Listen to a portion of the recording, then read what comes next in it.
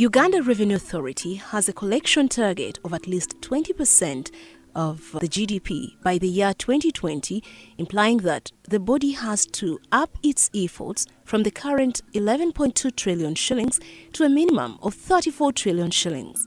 Apparently, URA's revenue collection stands at 12.7%, the lowest in the East African region and lower than Sub-Saharan Africa average of 18%. Efforts have always been made by the revenue body to widen the tax base by tapping into the informal sector and several other avenues.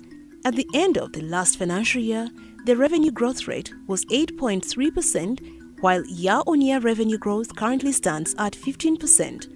All these are indications that there is dire need to widen the country's tax base, which would also improve service delivery.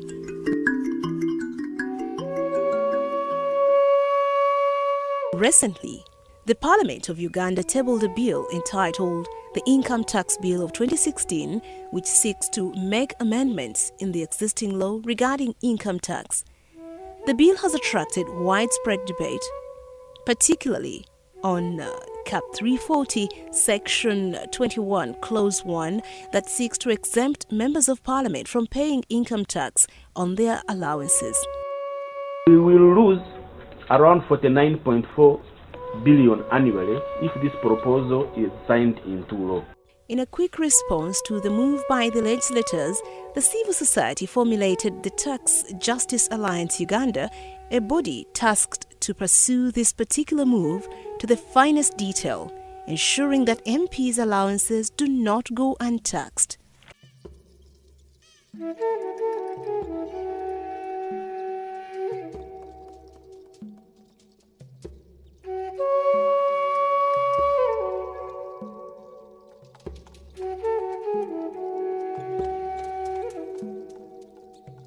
If you thought about it, and you thought about the crisis that our teachers have, primary school teachers, that amount of money can cater for over 150 teachers, not for 1 year, but for 5 years, with a basic pay. I think it is erroneous, and members of parliament need to think about it again. Members of parliament are already very privileged amongst the few sections of Ugandans.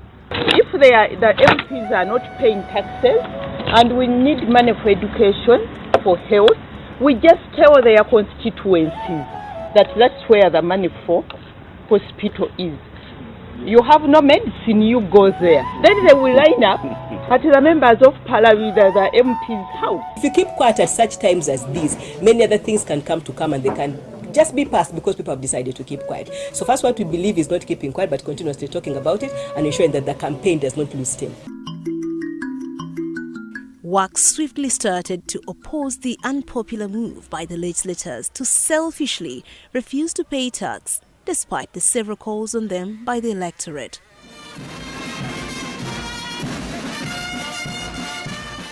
Public rallies, meetings and campaigns were launched immediately in the countryside. The campaign was launched in Kampala with a massive march from railway grounds in Kampala through Ginger Road to Uma grounds in Nakawa.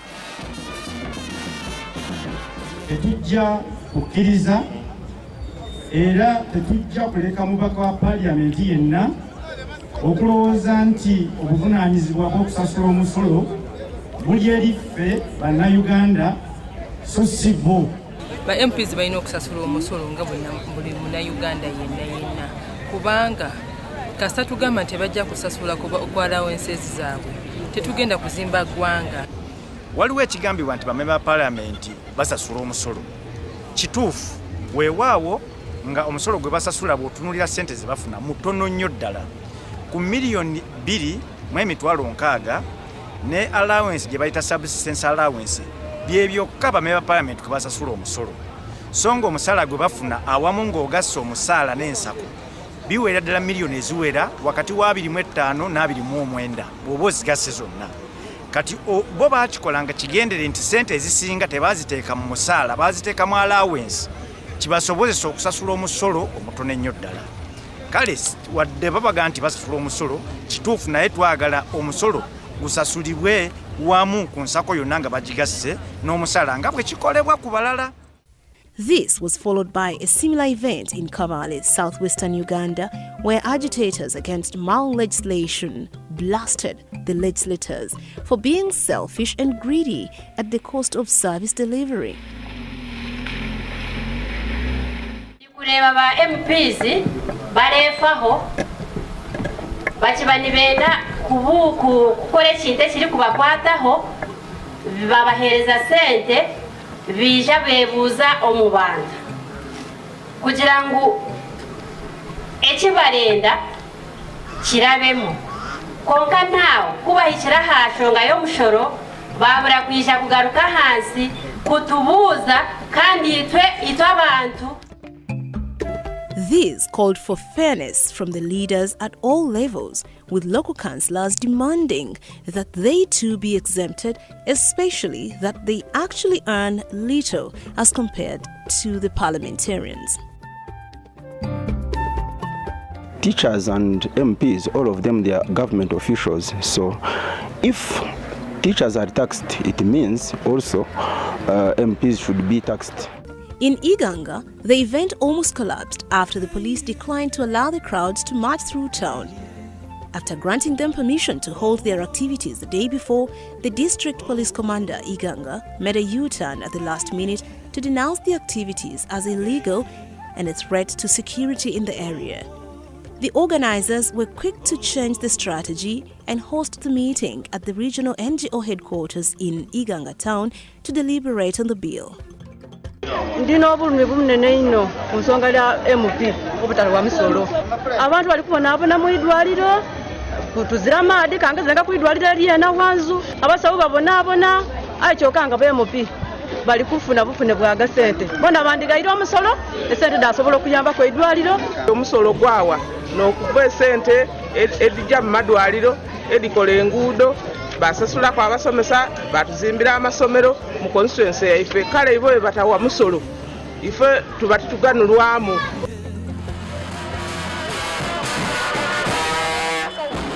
In the western district of Ishaka, residents joined the civil society in condemning the move by members of parliament not to have their allowances taxed. The residents protested the move, saying the leaders were fleecing the country. This was done in a peaceful demonstration, marching around Ishaka town to show their dissatisfaction and demanding for an explanation from their area MPs.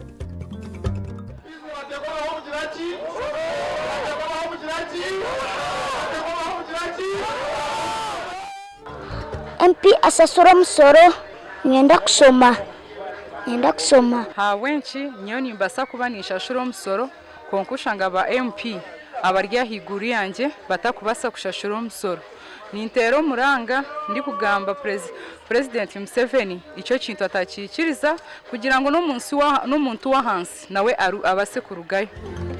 Kuraguza esente zo tukasasura kare kwazo barargezi kandi kutembenyo niyaza erihanga mwizatumhereza party yemu konke sente zo zona takwenda kiyose tuzokuhereza chitana kazomba atestura musasura nzakurukanka ba MP babone chi. They are doing this because they know it is the responsibility, it is the obligation of a citizen to pay taxes to a country. And MPs are citizens.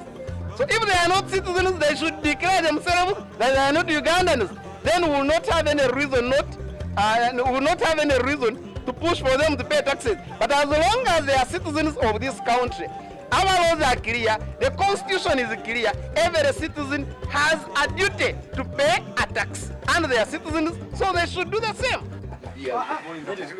In Masindi, the residents, led by local civil society activists, marched through the town as a way to express their dissatisfaction on the move by the legislators. These demanded for fairness from the leaders, saying they deserved better services in terms of health facilities, education and infrastructure, which cannot be attained without leaders and workers paying their taxes. It is illegal for the MPs to claim that for them they pay, I mean they are paying a lot and they should only pay on 2,600,000. The implication would be if MPs do not pay taxes, the local people would bear the load. And this load would result to people remaining too poor because of the heavy taxes. It's going to really affect the woman, because you see in our health centers, because we have done monitorings in health centers, and we have found out that there are many services that are missing there. If they're not enough when they have been paying tax, or we have been getting money, what if they don't pay tax? How is it? How the service is going to go in a mess? As a youth, I feel totally disappointed. Why? Because there are services that we miss. Like, I would like to make you know that the government of Uganda is greatly indebted. It has a lot of debts from outside country, from loans, foreign debts. Secondly, its budget. The total budget of Uganda is greatly financed by taxes, revenue from taxes. Now, me as a youth who is supposed to get a lot of services from the government, services like going to health centers to get these services on teenage pregnancy, services on family planning. I can't access all those services when money is supposed to cater for these health workers, money is supposed to cater for these service providers is not sufficient. So we are saying that MPs allow the government to deduct some taxes from their allowances so that this money can be diverted to cater for service provision in our In Teso, the main event was organized by the Teso Anti-Corruption Coalition and several other anti-graft agencies. The event was held in Katakwi district, where several leaders at different political leadership levels condemned the move by the lawmakers. They must pay taxes because they are getting a lot of money. And this is one way of corruption that has hindered the developments in Uganda. Because the money these people get, it has even made some of the institutions like Makerere to be closed. Just because they are getting too much money, which money can be used for paying lecturers in the university. Even the local people pay taxes. They pay. Why then? The MPs, they should pay this money. They should pay the taxes. I'm also aware that our MPs are the poorly paid in the region. There are some of your colleagues who naturally have that heart of wanting to benefit alone. We request kindly today in this one of Katakwi, let the president maintain the original position and support us in this call and support this for the advocates that let these monies be of allowances be taxed just like they tax others. Just before the end of December, information crossed all newsrooms in town that President Yoweri Museveni, exercising his executive powers, had assented to the bill, in essence, giving the MPs a perfect Christmas gift. This action gave the MPs all rights not to pay income tax of their monthly allowances, which makes a hefty part of their earnings, every 30 days. This implies that the Uganda Revenue Authority is going to lose at least 53.4 billion shillings in domestic revenue mobilization every month. This is deemed rather incapacitating for such a struggling economy fighting to create jobs, a limping banking sector, biting poverty among the electorate, a depreciating shilling against foreign currencies, and an ever-increasing budget and current account deficit. The civil society is now prepared for a last shot on the move, a legal option they had earlier not preferred.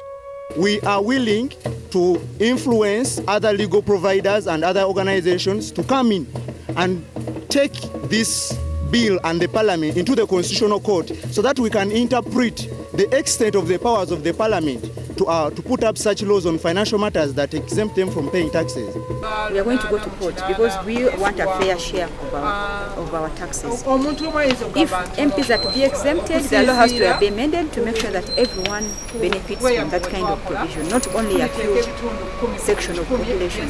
It is not going to be easy. We are aware about that.